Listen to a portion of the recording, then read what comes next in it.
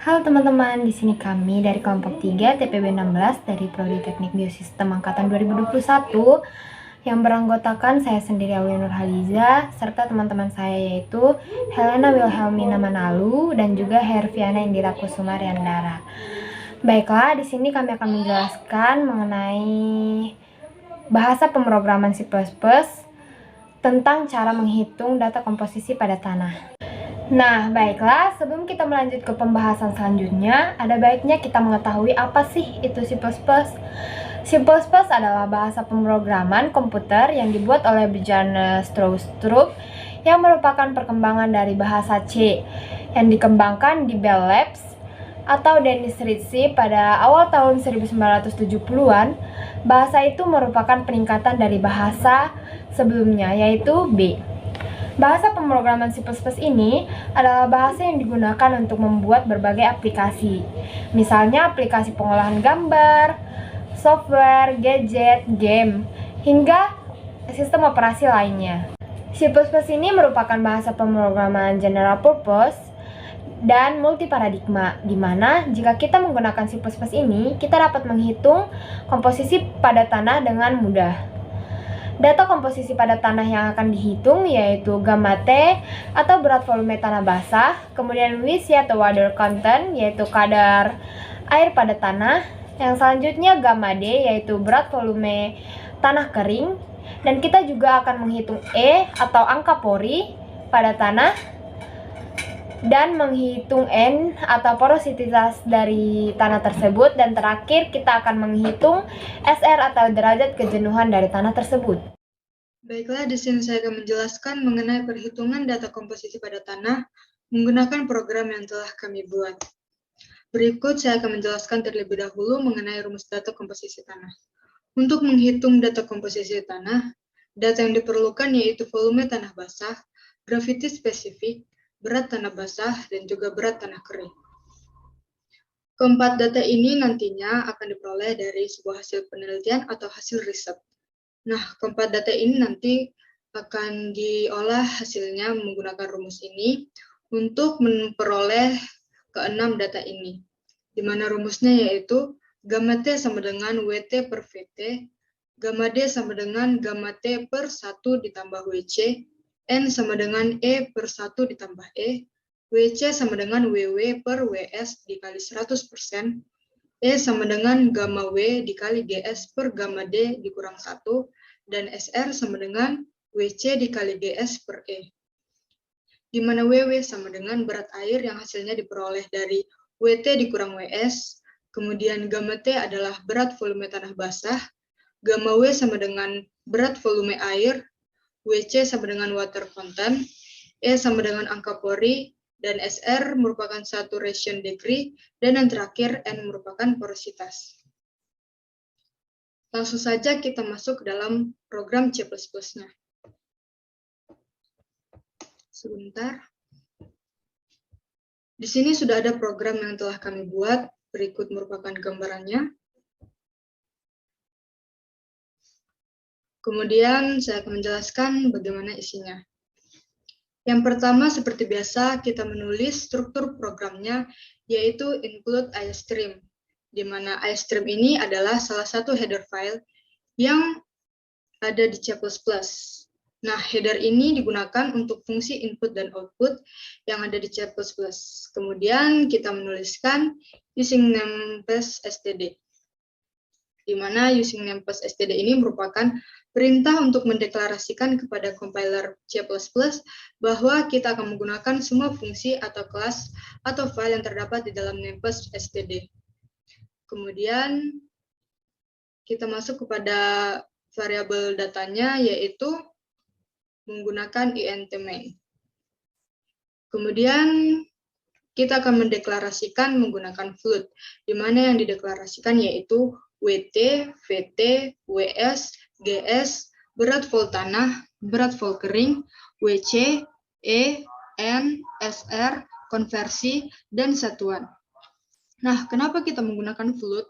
Kita menggunakan float supaya nanti hasilnya akan lebih akurat jika menggunakan angka yang berbentuk desimal atau menggunakan koma.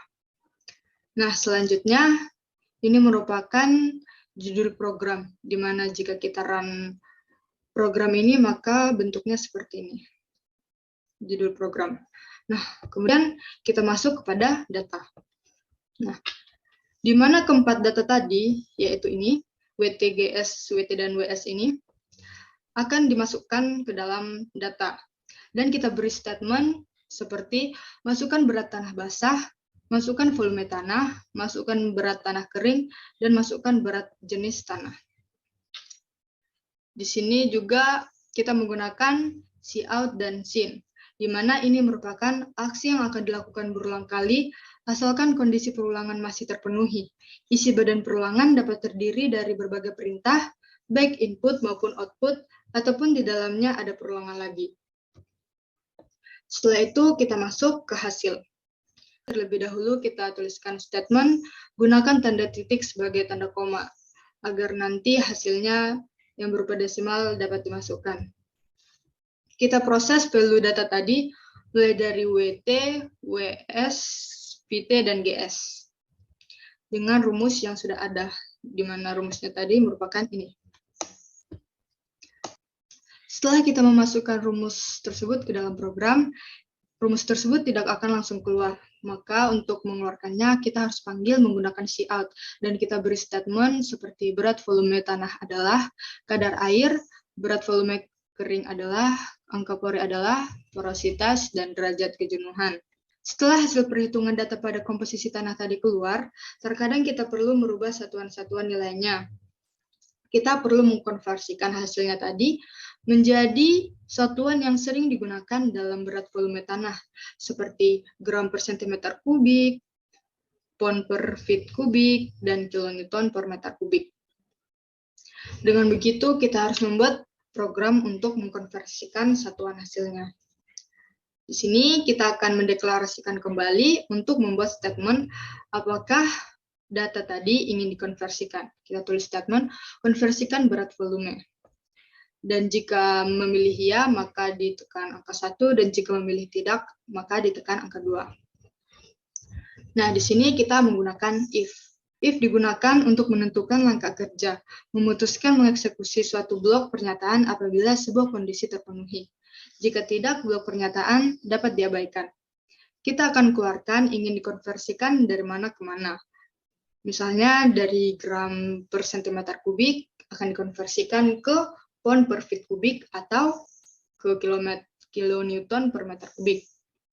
Kemudian nanti jika datanya berupa pound per feet kubik ingin dikonversikan kemana, seperti ke gram per sentimeter kubik atau ke kilonewton per meter kubik.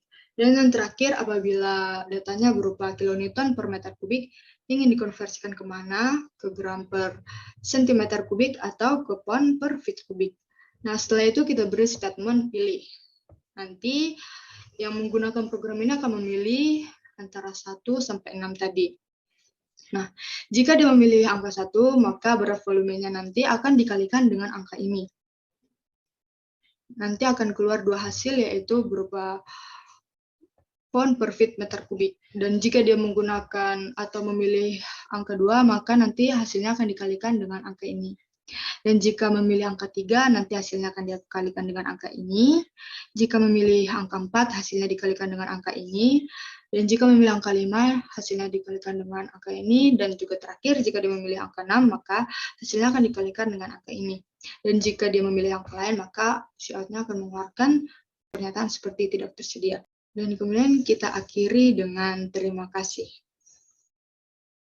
Kemudian langsung saja kita coba jalankan program ini atau kita running. Di sini kami sudah menyiapkan data contoh untuk dihitung beserta jawabannya telah dihitung secara manual. Dan nanti akan kita lihat hasilnya apakah sama yang dihitung secara manual dengan menggunakan program. Di sini diketahui berat tanah basah yaitu sebesar 47,80 gram, volume tanah sebesar 41,95 cm3, berat tanah kering sebesar 34,30 gram, serta berat jenis tanah yaitu sebesar 2,785 gram. Dan ditanyakan berat volume tanah, kadar air, berat volume kering, angka pori, porositas, dan juga derajat kejenuhan. Lalu langsung saja kita running programnya. Nah, sudah keluar. Di sini terdapat perintah, gunakan tanda titik sebagai pengganti koma. Lalu kita masukkan saja data yang akan kita hitung tadi. Yang pertama, masukkan berat tanah basah, itu sebesar 47,80. Dan selanjutnya yaitu, masukkan volume tanah, yaitu sebesar 41,95. Selanjutnya yaitu masukkan berat tanah kering sebesar 34,30. Dan yang terakhir yaitu masukkan bara jenis tanah yaitu sebesar 2,285. Kita enter untuk mengetahui hasilnya. Apakah sama dengan perhitungan secara manual. Hasilnya sudah keluar, hasil yang didapatkan dari program ini. Yang pertama yaitu ada berat volume tanah dari program ini didapatkan sebesar 1,13.945. Secara manual didapatkan sebesar 1,14. Ya, perhitungan secara manual ini sudah dibulatkan langsung angkanya sehingga hasilnya sama saja baik di program maupun di manual. Kemudian kadar kayem. Pada program didapatkan sebesar 39,3586%, sedangkan secara manual didapatkan sebesar 39,36%. Kemudian yaitu berat volume kering pada program didapatkan sebesar 0,81764, sedangkan secara manual didapatkan sebesar 0,81. Kemudian angka Pori pada program didapatkan sebesar 2,40.614, sedangkan secara manual didapatkan sebesar 2,40. Selanjutnya yaitu porositas pada program didapatkan sebesar 70,6.413%, sedangkan secara manual didapatkan sebesar 70,64%. Dan yang terakhir yaitu derajat kejenuhan, di mana pada program ini didapatkan sebesar 45,5.557%, sedangkan secara manual didapatkan sebesar 45,5%. Di sini dapat kita lihat bahwa sebenarnya hasil perhitungan menggunakan program maupun secara manual ini adalah sama. Namun, tadi secara manual tadi dilakukan pembulatan. Nah, selanjutnya di sini ada pertanyaan. Apakah mau mengkonversikan berat volume? Di sini kita bisa memilih iya atau tidak. Jika kita memilih iya, bisa menekan angka 1, dan jika kita memilih tidak, bisa menekan angka 2. Di sini coba kita pilih iya dengan menekan angka 1, lalu enter. Di sini akan muncul berbagai pilihan yang ingin kita ubah. Nah, karena tadi data kita itu satuannya gram dan sentimeter kubik, maka di sini pilihan kita yaitu ada pada angka 1 atau angka 2 yang menggunakan gram. Oke, kita contoh, kita pilih angka 1 untuk mengubah font. Kita klik 1, lalu kita enter. Dan di sini akan diberikan hasilnya, di mana berat kelima tanah dan berat volume kering tadi dari gram per cm kubik sudah diubah ke pound per feet kubik, di mana hasil berat volume tanahnya yaitu sebesar 71,7731 pound per feet kubik, serta berat volume keringnya yaitu sebesar 51,5024 pound per feet kubik. Nah, baiklah, kesimpulan yang kita dapatkan dari pembelajaran ini yaitu bahasa pemrograman C++ ini sangat membantu kita dalam menghitung data komposisi pada tanah. Dan juga bahasa pemrograman C++ ini sangat berguna di program studi teknik biosistem itu sendiri. Sekian penjelasan dari kelompok kami mengenai bahasa pemrograman C++ dalam menghitung data komposisi pada tanah. Namun apabila ada kesalahan sengaja maupun tidak sengaja, kami mohon maaf. Akhir kata kami ucapkan terima kasih.